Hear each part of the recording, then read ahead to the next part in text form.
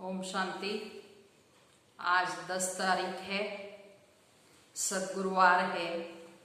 तो आज सारा दिन मैं महादानी आत्मा हूँ इस स्वमान का अभ्यास करेंगे। तो बाबा कहते हैं दानों में श्रेष्ठ दान है ज्ञान का। तो ये अविनाशी दान है, ज्ञान का कभी विनाश नहीं होता। इसलिए बाबा कहते हैं अविनाशी ज्ञान रत्नों का दान करना है। इसको ही महादानी कहते हैं। इससे ही हमको सतयुगी राजाई प्राप्त होती है। तो इसके लिए ज्ञान लेना भी है और औरों को देना भी है। तो आज का प्यारे बाबा का महावाक्य है। बाबा कहते मीठे बच्चे, अविनाशी ज्ञान रत्नों का दान ही महादान है। इस दान से ही राजाई प्राप्त होती है, इसलिए महादानी बनो। प्रश्न है, जिन बच्चों को सर्विस का शौक होगा उनकी मुख्य निशानियां क्या होगी? उत्तर, उन्हें पुरानी दुनिया का वातावरण बिल्कुल अच्छा नहीं लगेगा। दूसरी पॉइंट, उन्हें बहुतों की सेवा कर आप समान बनाने में खुशी होगी। तीसरी पॉइंट, उन्हें पढ़ने और पढ़ाने में ही आराम आएगा। चौथी पॉइंट, समझाते समझाते गला भी खराब हो जाए तो भी वो खुशी में रहेंगे। पांचवी पॉइंट, उन्हें किसी की मिल्कियत नहीं चाहिए, वो किसी की प्रॉपर्टी के पीछे अपना समय नहीं गवाएंगे। छठी बात, उनकी रगे सब तरफ से टूटी हुई होगी। वो बाप समान उदार चित्त होंगे। उन्हें सेवा के सिवाय और कुछ मीठा नहीं लगेगा। गीत है ओम नमो शिवाय। ओम शांति। रूहानी बाप जिसकी महिमा सुनी वो बैठ बच्चों को पाठ पढ़ाते हैं। ये पाठशाला है, तुम सब यहाँ पाठ पढ़ रहे हो टीचर से। तुम्हारा टीचर है सुप्रीम टीचर, जिसको परमपिता परमात्मा कहा जाता है। परमपिता रूहानी बाप को ही कहा जाता है। लौकिक बाप को कभी भी परमपिता नहीं कहेंगे। तुम कहेंगे अब हम पारलौकिक बाप के सामने बैठे हैं। कोई बैठे हैं, कोई मेहमान बन आते हैं, तो तुम समझते हो हम बेहद बाप के पास बैठे हैं वर्षा लेने के लिए। तो अंदर में कितनी न खुशी होनी चाहिए, खुशी की गुदगुदी होनी चाहिए। मनुष्य तो बेचारे चिल्लाते रहते हैं। इस समय दुनिया में सब कहते दुनिया में शांति हो, तो ये भी विचारों को पता नहीं शांति क्या वस्तु है। ज्ञान का सागर, शांति का सागर बाप ही शांति स्थापन करने वाला है। तो निराकारी दुनिया में तो शांति ही है। यहाँ चिल्लाते हैं कि दुनिया में शांति कैसे हो। तो अब नई दुनिया, सतयुग में तो शांति थी, जबकि एक धर्म एक राज्य था। नई दुनिया को कहते हैं पैराडाइज, देवताओं की दुनिया। तो शास्त्रों में जहां तहां अशांति की बातें लिख दी है। दिखाते हैं द्वापर में कंस था, हिरण्यकश्यप था, तो सतयुग में भी दिखाते उनको। त्रेता में रावण का हंगामा, सब जगह अशांति दिखाई दी। तो मनुष्य बेचारे कितने घोर अंधियारे में है, पुकारते हुए बेहद बाप। जब गॉड फादर आए तभी वही आकर शांति स्थापन करे। गॉड को बेचारे जानते ही नहीं। शांति होती ही है नई दुनिया में, तो पुरानी दुनिया में होती नहीं। नई दुनिया स्थापन करने वाले तो बाप ही है। उनको भी बुलाते हैं कि आकर पीस स्थापन करो। आर्य समाज भी गाते हैं शांति देवा। तो बाबा कहते हैं पहले पवित्रता है, अब तुम पवित्र बन रहे हो। वहां पवित्रता भी है, पीस भी है, हेल्थ वेल्थ हैप्पीनेस सब है। धन बिगड़ तो मनुष्य उदास ही हो जाते हैं। तो तुम यहाँ आते हो इन लक्ष्मी नारायण जैसा धनवान बनने। ये विश्व के मालिक थे ना, तो तुम आए हो विश्व का मालिक बनने के लिए, परंतु वो दिमाग सबका नंबर 1 है। तो बाबा ने कहा था जब प्रभात फेरी निकालते हो तो साथ में ये लक्ष्मी नारायण का चित्र जरूर उठाओ।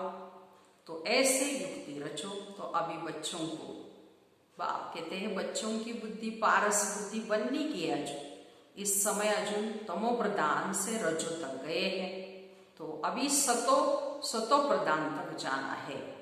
तो वो ताकत अभी नहीं है, तो याद में रहते नहीं। योग बल की भी बहुत कमी है, फट से सतो प्रधान नहीं बन सकते।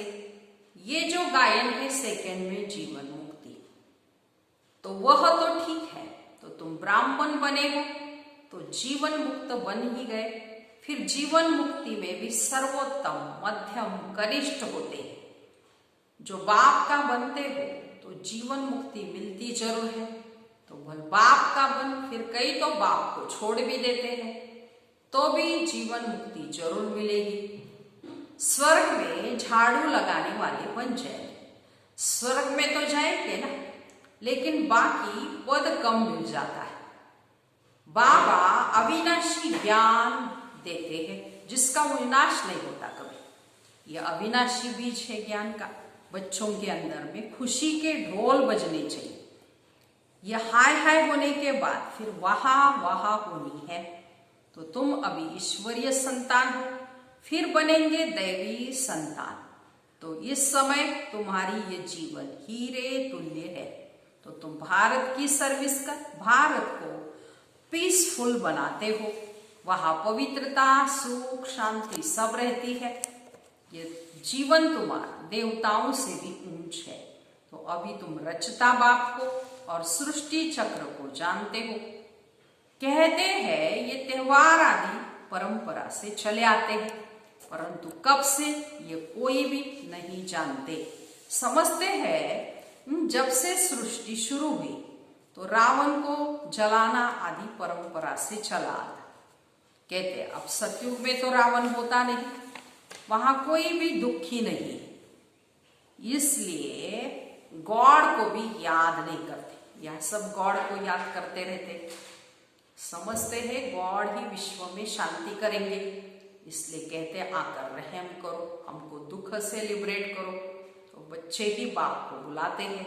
बच्चों ने ही सुख देखा है। क्यों बुलाते हैं? क्योंकि बच्चों ने ही सुख देखा। बाबा कहते तुमको पवित्र बनाकर साथ ले चले। जो पवित्र नहीं बनेंगे वो सजाए खाएंगे। इसमें मनसा वाचा कर्मना पवित्र रहना। मनसा भी बड़ी अच्छी चाहिए। इतनी मेहनत करनी है जो पिछाड़ी में मनसा में कोई व्यर्थ ख्याल न चले। एक बाप के सिवाय कोई भी याद न आए। बाबा समझाते अभी मनसा तक तो आएंगे। तो जब तक कर्मातीत अवस्था हो, हनुमान मिसल अचल अड़ोल बनो, उसमें भी बड़ी मेहनत चाहिए। जो आज्ञाकारी वफादार सपूत बच्चे होते हैं, बाप का प्यार भी उन पर जास्ती रहता है। 5 विकारों पर जीत न पाने वाले इतने प्यारे लग न सके। तो तुम बच्चे जानते हो हम कलब कलब बाप से वर्षा लेते हैं। तो कितना न खुशी का पारा चढ़ा रहना चाहिए। ये भी जानते हो स्थापना तो जरूर होनी ही है। ये पुरानी दुनिया अब कब्र दाखिल भी होनी जरूर है। तो ये हम परिस्थान में जाने के लिए कलब पहले मिस्र पुरुषार्थ करते रहते हैं। ये तो कब्रिस्तान है। पुरानी दुनिया और नई दुनिया की समझानी सीढ़ी में है। ये सीढ़ी का चित्र कितना अच्छा है, तो भी मनुष्य समझते नहीं। यह सागर के कंटे पर रहने वाले भी कई पूरा समझते नहीं है। तो तुम्हें ज्ञान धन का दान तो जरूर करना चाहिए। कहते हैं ना धन दिए धन ना फूटे, दानी महादानी कहते हैं। जो हॉस्पिटल धर्मशाला आदि बनाते उनको महादानी कहते हैं। तो उसका फिर फल उनको दूसरे जन्म में अलग काल के लिए मिलता है। समझो धर्मशाला बनाते तो दूसरे जन्म में मकान का सुख मिलेगा। तो कोई बहुत बहुत धन दान करते तो राजा के घर में व साहूकार के घर में जन्म लेते, वो दान से बनते हैं। तो तुम पढ़ाई से और राजाई पद पाते हो। पढ़ाई भी है, दान भी है। यह डायरेक्ट है और भक्ति मार्ग में सब इनडायरेक्ट है। शिव बाबा तुमको पढ़ाई से ऐसे बनाते हैं। तो शिव बाबा के पास है अविनाशी ज्ञान रतन। एक एक रतन बाबा कहते लाखों रुपयों के है। भक्ति के लिए ऐसे नहीं कहा जाता, ज्ञान इसको कहा जाता है। तो शास्त्रों में भक्ति का ज्ञान है। भक्ति कैसे की जाए उसके लिए शिक्षा मिलती है। तो तुम बच्चों को ज्ञान का कापारी नशा है। तुम्हें भक्ति के बाद ज्ञान मिलता है। ज्ञान से विश्व की बादशाही का कापारी नशा चढ़ता है। जो जास्ती सर्विस करेंगे उनको भी नशा चढ़ेगा। प्रदर्शनी अथवा म्यूजियम में भी अच्छा भाषण करने वालों को ही बुलाते हैं, तो वहां भी जरूर नंबरवार होंगे। महारथी, घोड़ेसवार और प्यादे होते हैं। देलवाड़ा मंदिर इसका यादगार बना हुआ है। तो तुम कहेंगे ये चैतन्य देलवाड़ा है और वो जड़, तुम हो गुप्त, इसलिए तुमको कोई भी जानते नहीं है। तो तुम हो राज ऋषि, वह है हठयोग ऋषि। तो अब तुम ज्ञान ज्ञानेश्वरी हो, ज्ञान सागर बाप तुमको ज्ञान देते हैं। तो तुम अविनाशी सर्जन के बच्चे हो। सर्जन ही नब्ज देखेगा। जो अपनी नब्ज को ही नहीं जानते तो दूसरों को फिर कैसे जानेंगे। तो तुम अविनाशी सर्जन के बच्चे हो ना। गायन भी है, ज्ञान अंजन सदगुरु दिया, अज्ञान अंधेर विनाश। ये ज्ञान का इंजेक्शन है, आत्मा को इंजेक्शन लगता है। ये महिमा भी अभी की है ना। माना बाबा ज्ञान इंजेक्शन लगा और ज्ञान का कभी विनाश नहीं होता। और दान में भी श्रेष्ठ दान बाबा कहते अविनाशी दान ज्ञान का है। तो सतगुरु की महिमा है। गुरुओं को भी ज्ञान इंजेक्शन सदगुरु ही देंगे। तो तुम अविनाशी सर्जन के बच्चे हो। तो तुम्हारा धंधा ही है ज्ञान इंजेक्शन लगा। डॉक्टरों में भी कोई मास में लाख, कोई मुश्किल 500 भी कमाएंगे।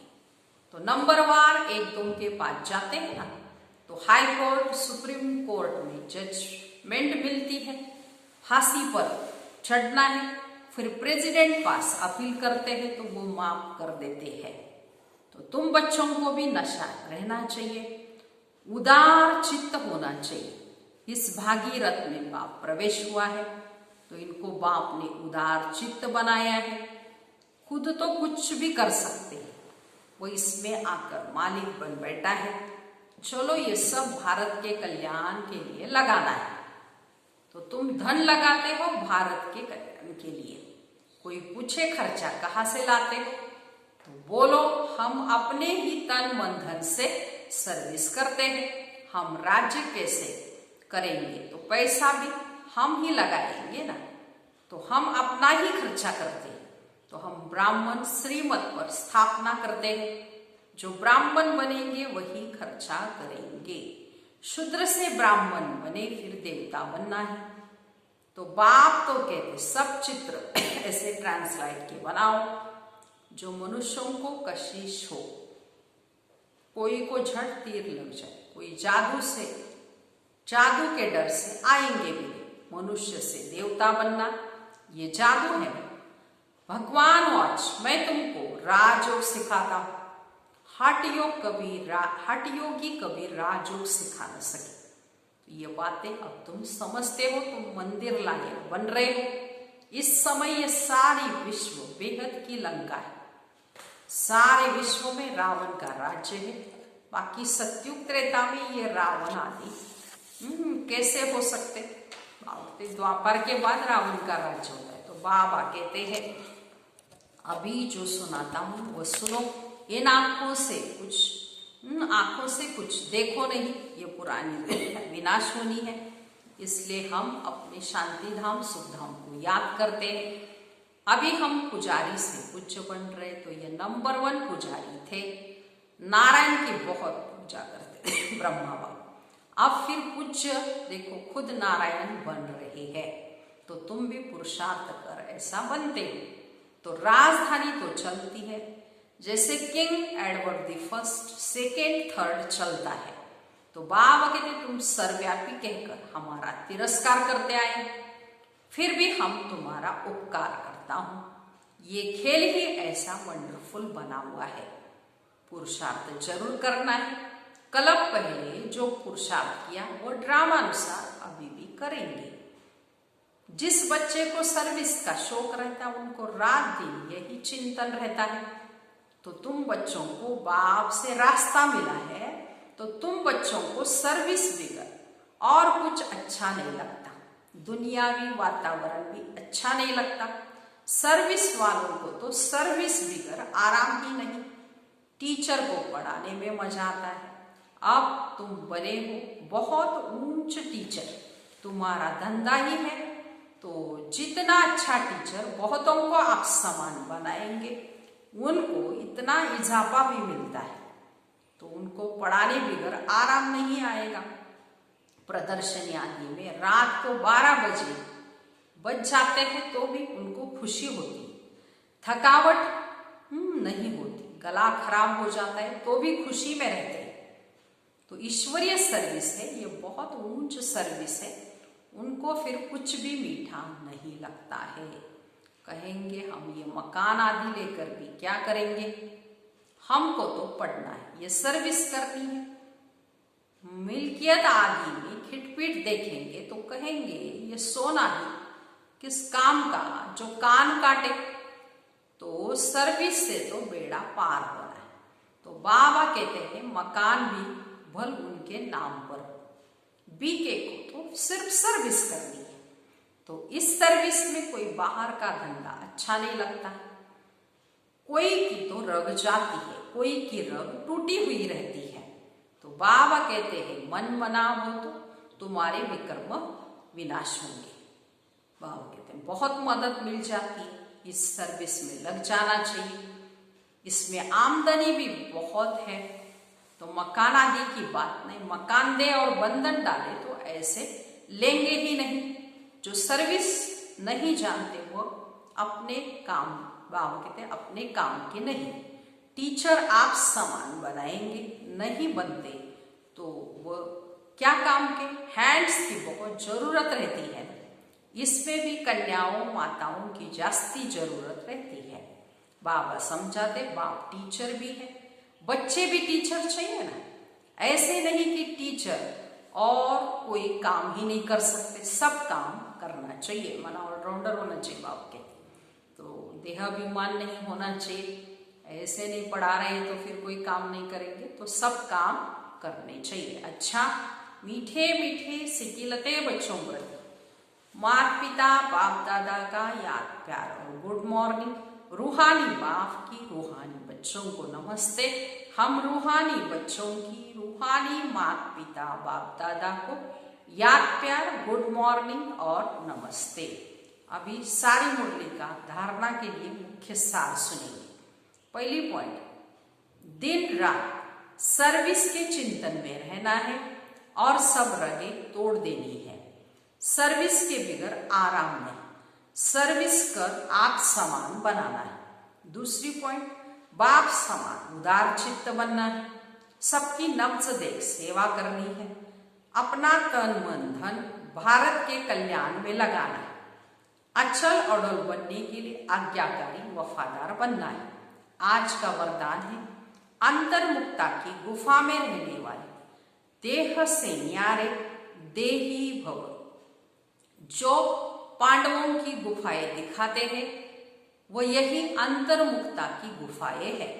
जितना देह से न्यारे देही रूप में स्थित होने की गुफा में रहते तो उतना दुनिया के वातावरण से परे हो जाते, वातावरण के प्रभाव में नहीं आते।